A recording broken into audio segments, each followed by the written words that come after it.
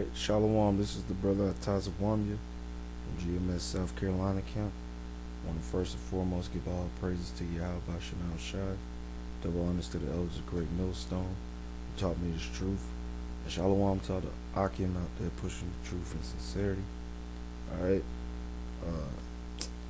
this lesson I'm going Lord willing will be short, but addressing the madness of this recently new false prophet named formerly known as Yasharwan, who I call habanshadyam, which means evil, the son of demons. Alright, because he's saying that Esau, or the Edomites and the other nations, can be saved, that the Lord came to save them, who you literally call Jesus Christ, whose name in the Hebrew is Yahawashi, and the Father's name, who you literally call God or Lord, his name is Yahweh. Okay, now I'm going to go take the angle of using the prophecy of when the Pharisees and the chief priests try to plot on the Lord, what Caiaphas, what the Spirit of the Lord made him say about Yahawashi dying for Israel. Okay, and to prove, because that might be one angle they try to come at, which I'm gonna hit. Lord willing, I'll do other lessons focusing on portions of scriptures that get pulled out of context by reprobate clowns that fell out of out of the understanding of the scriptures, that's trying to save everybody, and these heathens that they teach in these churches that Jake take on, thinking that everybody can be saved when the scriptures don't say that. Okay, so let's get into it.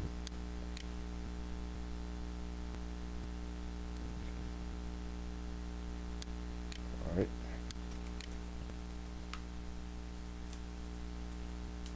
Now, so you can get the understanding of why they was holding the council. Go up some.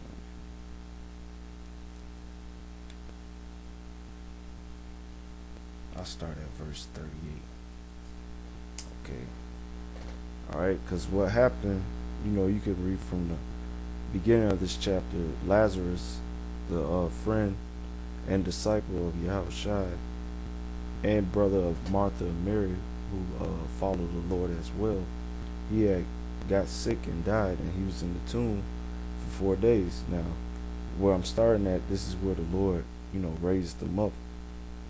And then some of the Jews that was there, that was comforting Mary and Martha, had went back and told the chief priests and the Pharisees what Yahawashi did. And this is by far one of the greatest miracles that he did, to prove that he is the Mashiach, the anointed one, Yahawashi. Okay, so I'm going to start here in verse 38. Okay, alright, it says, Yahawashi therefore again groaning in himself came to the grave. It was a cave, and a stone laid upon it. Yahawashi said, Take ye away the stone. Martha, the sister of him that was dead, said unto the Lord, By this time he stinketh, for he have been dead for 4 days. That's right, because unlike which Esau's a demon, you ain't supposed to be draining the body of the blood and then filling it up with embalming fluids and stuff. Alright, that's wickedness, or cutting out the organs and stuff. You ain't supposed to do that. That goes back to the Egyptians with mummification.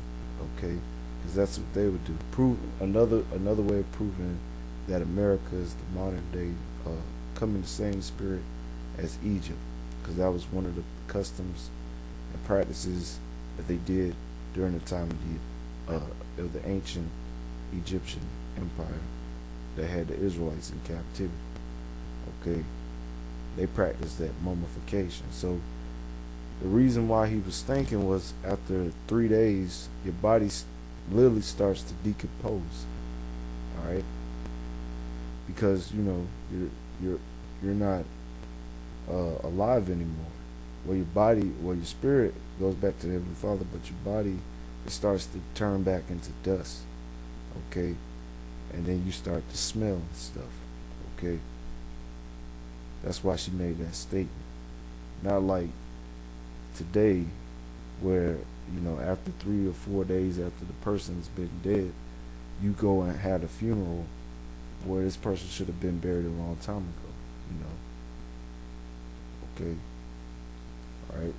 Let's lock it. So John 11:39, it says, Yahawashi said, "Take ye away the stone." Martha, the sister of him that was dead, saith unto him, Lord, by this time he stinketh, for he had been dead 4 days. Yahawashi said unto her, Say I not unto thee that if thou wouldest believe, thou shouldest see the glory of Yahweh? Then they took away the stone from the place where the dead was laid. And Yahawashi lifted up his eyes and said, Father, I thank thee that thou hast heard me, and I know that thou hearest me always, but because of the people which stand by, I say it, that they may believe that thou hast sent me. And when he thus had spoken, he cried with a loud voice, Lazarus, come forth. And he that was dead came forth, bound hand and foot with grave clothes, and his face was bound about with a napkin. Yahawashi said unto them, Loose him and let him go.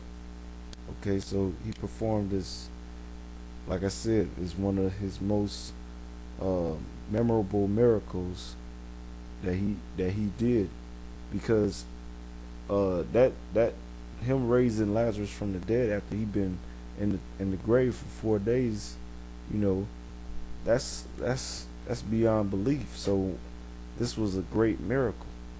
Okay. All right.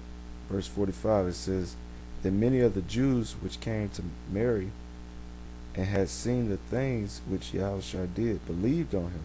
So a lot of Israelites started to believe on Yahawashi, because you never seen anything like that before. So it says, But some of them went their ways to the Pharisees and told them what things Yahawashi had done.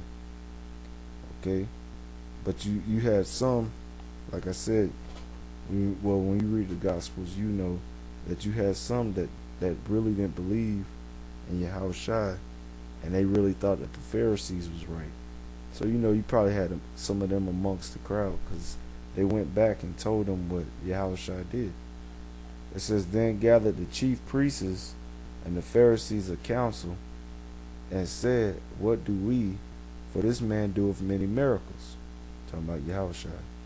If we let him thus alone, all men will believe on him. Now that all men is talking about Israel, not everybody. And the Romans shall come and take away both our place and nation. Okay, the Romans, the Edomites, okay, our place, okay, and our nation. Talking about at that time you had Judah, Benjamin, and Levi, mainly them in the land of Israel. Okay, verse 49 says, And one of them named Caiaphas, being the high priest that same year, said unto them, Ye know nothing at all, nor consider that it is expedient for us that one man should die for the people, and that the whole nation perish not. Okay, perish not. It says, And this spake he not of himself, but being high priest that year, he prophesied that Yahawashi should die for that nation. Okay, and not for that nation only, but that also he should gather together in one the children of God that were scattered abroad. Okay, now I'm gonna focus on verse 52. Okay, all right. But first, let me get this precept real quick. Okay.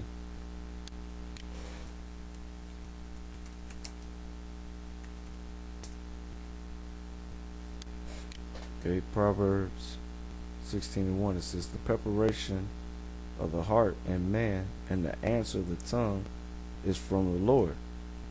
Okay, so the Heavenly Father put the spirit on Caiaphas to make that statement, alright, for those that counsel for them to plot to kill the Lord.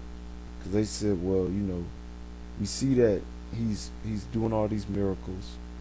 Okay, if we continue doing this, then everybody gonna want, get behind them, and then they might try to take down the Romans. Okay, and they fear that the Romans will come and remove them from their places, okay, and destroy their nation. Okay, so then they said, well, it's best we kill him or let him die for the nation than for the whole nation to perish. So he didn't say that of himself, he prophesied, because the Lord put the spirit on him to say that. Okay, alright, okay, alright, verse 51, John 11:51 says, this spake he not of himself, okay, but being high priest that year, he prophesied that Yahawashi should die for that nation. What nation? The nation of Israel. The nation, because the nation of Israel split two. That would be what? The southern kingdom of Judah. Okay. Let's get some precepts on that. Alright. John 10:11. It says, I am the good shepherd. The good shepherd giveth his life for the sheep. Okay. And the sheep is the nation of Israel. Matthew 10:6. It says, but go rather to the lost sheep of the house of Israel. Okay. So back in John 10:11 it says, I am the good